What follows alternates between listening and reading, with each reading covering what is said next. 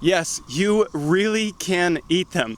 And not only that, I would argue that you should eat them. Well, almost everyone should. There are a few people who absolutely should not eat cicadas. I have spent dozens of hours over the past several weeks researching and preparing for this singular massive emergence, and it's finally here. In this video, I'm going to show you everything that you need to know to find, gather, prepare, and yes, eat cicadas. There it is.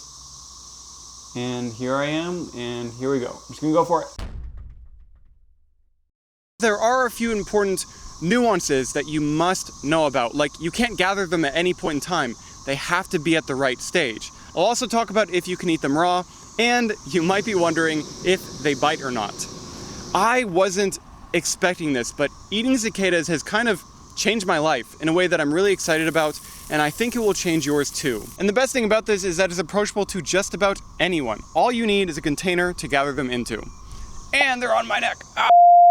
And though in this video, I'll be looking specifically at the periodical cicadas that emerge en masse in eastern North America, it is worth noting that all cicadas around the world can be eaten, and in the way that I'm going to show you.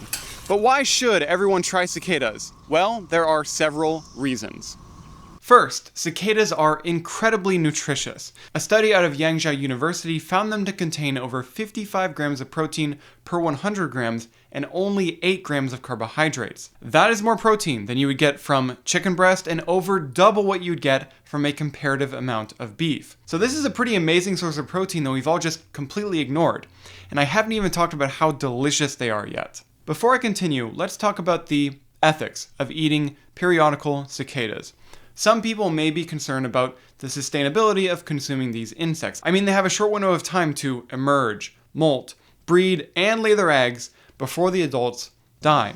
And then the next generation burrows underground for their brooding cycle. We need to understand the biological strategy that these cicadas are employing here, the way in which all the members of a brood synchronously emerge for one epic breed fest. It's a kind of what's called predator satiation. Cicadas are consumed by a number of species, various reptiles and birds, as well as some small and even large mammals.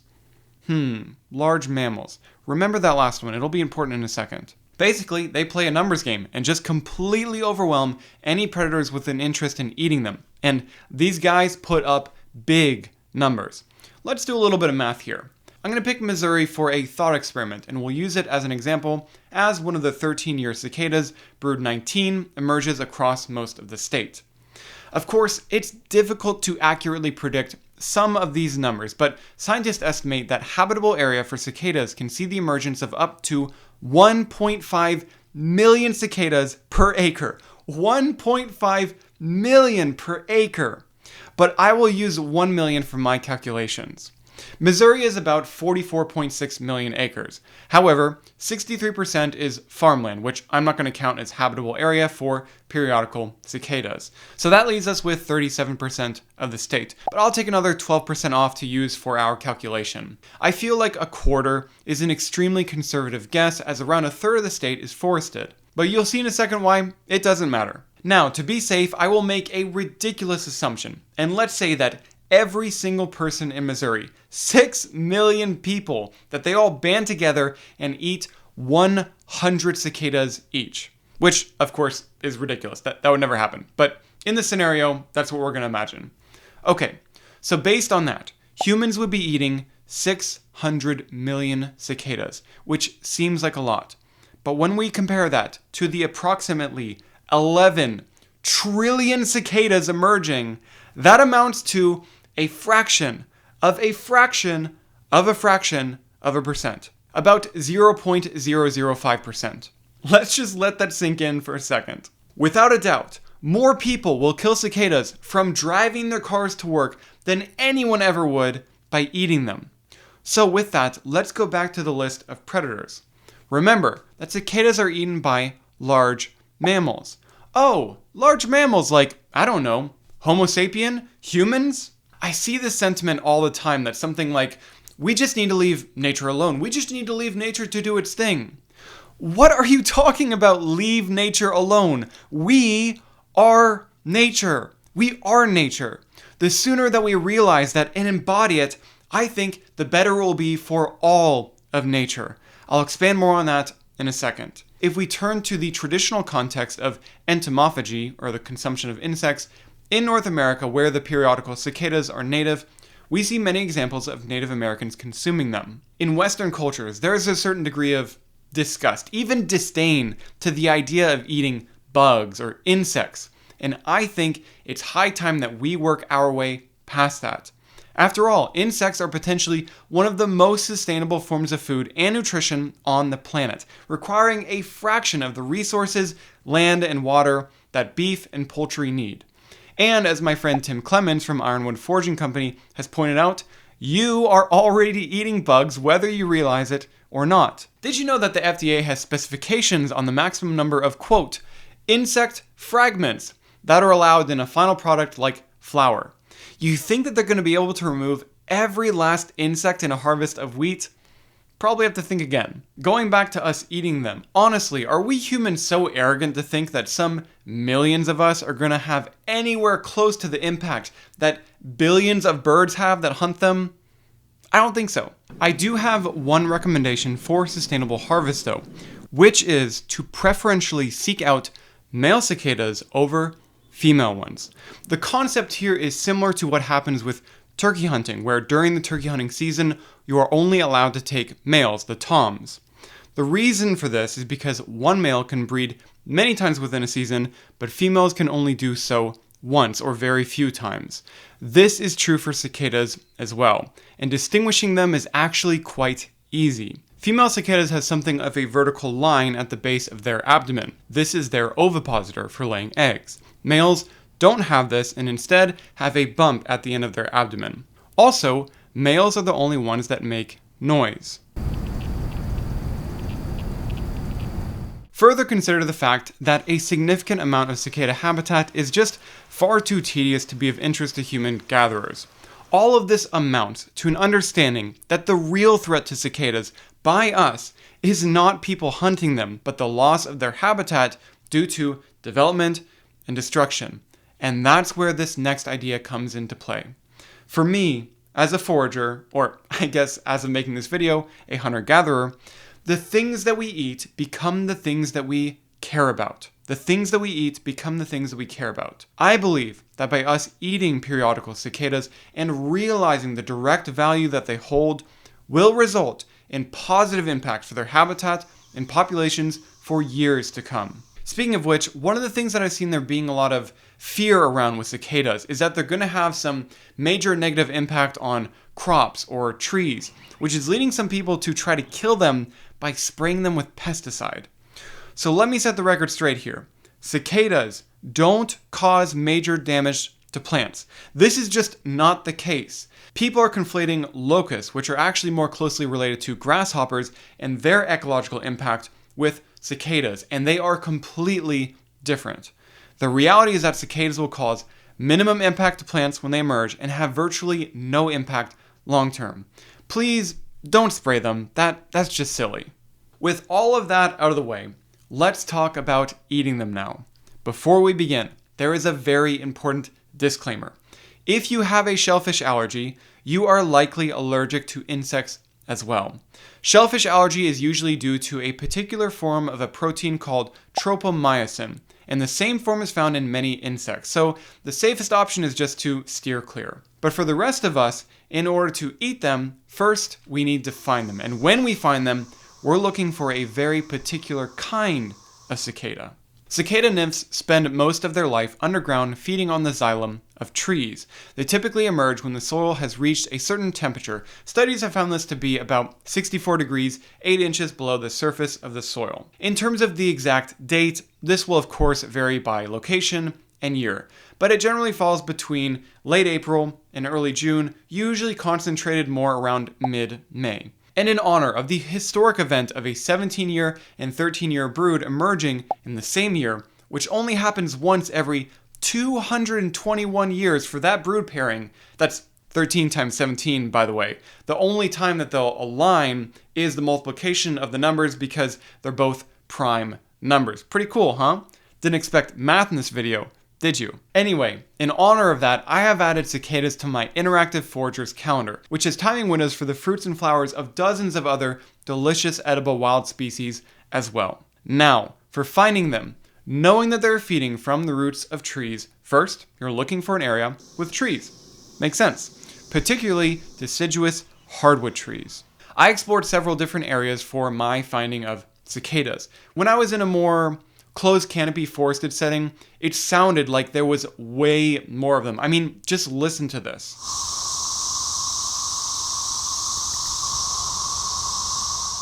However, the locations where I was able to easily gather the right kind of cicada was actually more open spaces like parks or landscaped areas. You can see here that there are thousands of them clustered in a very small area around this tree. This is what you want to find for gathering them. Just make sure that you have permission to get them from these areas, of course. I'm not sure if this will be true for other parts of the country, but around me, there was an astonishing number of them around Chinese elm trees, Ulmus parvifolia. Actually, if you're finding a lot of them too, leave a comment about what kinds of trees and what type of environment you are seeing them in, so that all of us can learn together. Trypophobia people, close your eyes for a second. When the nymphs emerge, they leave behind a hole in the soil, so this is a great indicator to look out for. The more holes you see, the better. Okay, you can open them now. As you would with any other kind of foraging or hunting in this case, use your best judgment on where you decide to gather them from. You wouldn't want to have them from an area with heavy metals, lots of pesticide or herbicide, things like that. If you wouldn't forage there, you shouldn't cicada hunt there either. When you find them, especially if you find a bunch, don't just run up and start harvesting them immediately. There is a very specific stage at which cicadas will be at their best point for our purposes. When they emerge from the ground, they will be at the nymph stage. They'll have a hard shell and no wings. The nymph will then look for something to climb up, and they will start their molting process. Slowly, they'll push out of their nymph shell, and they'll be at the teneral stage. You can recognize this stage by cicadas that are much lighter in color with really small wings that almost look like they're albino. It's extremely obvious once you see it. Over the course of the next 6 days, they will then fully harden their exoskeletons and wings. The stage you want to gather them to eat is the teneral stage, where there's the minimum amount of a crunchy exoskeleton, and thus they will be nice and tender. And here, I need to emphasize this. You will be rewarded for your efforts of finding the youngest teneral stage cicadas. Trust me, I found myself looking for the ones that were just at the last stage of the molting process. You'll see them, they'll be leaning back kind of like this with their arms stretched out. To gather them, it couldn't be easier. Simply take your container with a slick edge and then brush the cicadas in. That's it. If this is your first time, then I would recommend collecting about 6 of them just to try them. Maybe a dozen or so if you're going to share them with others. By the way, in my experience, the best time of the day to find the teneral stage cicadas was about mid-morning to early afternoon. As the day wears on, more of them are likely to be at a more mature stage. And if you find a cicada that looks like this, with a fungus growing on its abdomen, don't eat those, as you could be in for a different experience than you're expecting. But I think it is unlikely that you'd find it on a young teneral cicada. When you're out doing this, they may crawl onto your fingers. They're also gonna fall all over you. Be prepared for that. While cicadas are, in theory, capable of biting, they aren't really aggressive at all. They don't tend to do this. In the hours that I spent getting footage and handling them, I didn't get bit once, even when I had to hold them for a very specific shot. It's not something that I would worry about too much, and they aren't venomous or anything like that. Now that you've gathered all of them, in theory, you could eat them raw, but that might not be the best way to enjoy them, and plus it carries some risk of bacterial or environmental pathogens that would otherwise be removed by cooking. But once you have gathered them, bring them home ASAP. This is going to be one of the most important things that you learn from this video. I'll explain more in a second. First, how the heck are we going to cook these things? Once you're home, set them aside while you bring a pot of salted water to a boil. Now this part that I'm about to show you, I know it's going to seem strange to a lot of people, but the next step is to drop them straight into the boiling water. I know it seems odd, but let's face it. This is also how their distant cousin, another arthropod like crawfish, are prepared as well. I did look into this a little bit more, and in my research into the world of entomophagy, some suggest that freezing them is the more ethical option, as this is thought to effectively put them into an unconscious state. But it did seem like there was some debate around the subject as well. I'll leave some links into the description so that you can look into it for yourself and make your own decision. Either way, at some point, you are going to have to parboil them. I am about to do so. If you don't want to see this, skip to the timestamp that's on the video right now. Okay, when I do this, I keep the water on as high of a boil as my stovetop will allow. And when I drop them in, I use a stirrer to fully immerse them in the boiling water as quickly as I can, making this whole ordeal as instant as possible. Consider that this is perhaps a better alternative than being slowly pecked apart by a bird. And by the way, let's all not pretend that buying meat that came from a factory farm is any better than this. Perhaps that's even far worse. Anyway, I leave them in the water to parboil for around 1 to 1.5 minutes, and then I strain everything out. Right now they're perfectly fine to consume, but you probably want to add a few extra steps to improve the eating experience. At this point, you can also freeze them to store long term and use them when you're ready to add to a dish. This will help with what I'll discuss in a second. To freeze them, don't immediately put them in a bag or they'll all stick together. Instead, use a baking sheet first to initially freeze them, and then after put them into a freezer bag. This will allow you to easily take out just the amount that you'd like to use for a dish. Speaking of which, how should you prepare them? Well, there's tons of different ways, but here's a really simple method that works great. Heat oil in a pan, maybe add in a little bit of salt, and then saute them until they develop a nice brown color and a bit of a crispy texture. You can add in any other kinds of flavoring that you'd like here as well. Think of it like cooking shrimp. And by the way, they smell a lot like fresh shrimp too. Speaking of a crispy texture, there's a good kind and a not so good kind. So here is my important takeaway for you from this video. Please listen to this carefully.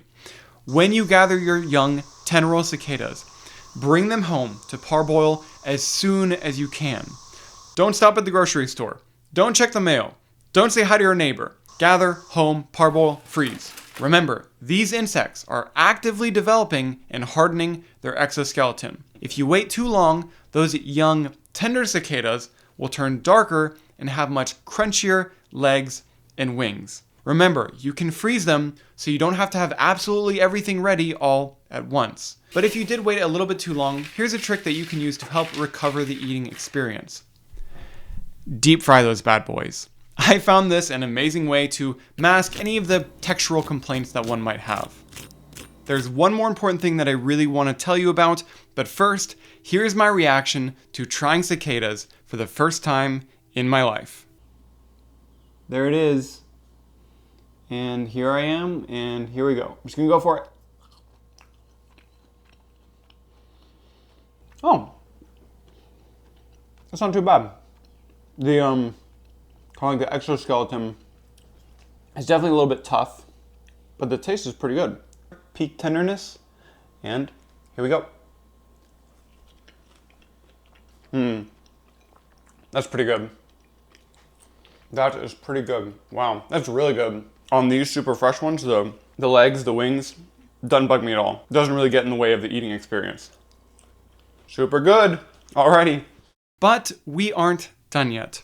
First, truly, I just want to express my gratitude to these periodical cicadas for not just providing me with incredible nutrition, but for being a gateway drug into the world of entomophagy. I have no idea if I'll make more videos like this, so I'll ask all of you, would that interest you? Like, do you want to see a more in-depth video on the deep frying process for cicadas? If so, let me know. But in the meantime, I think you might be interested to know about this delicious edible plant that just may be growing in your yard. That one is here in the bottom left.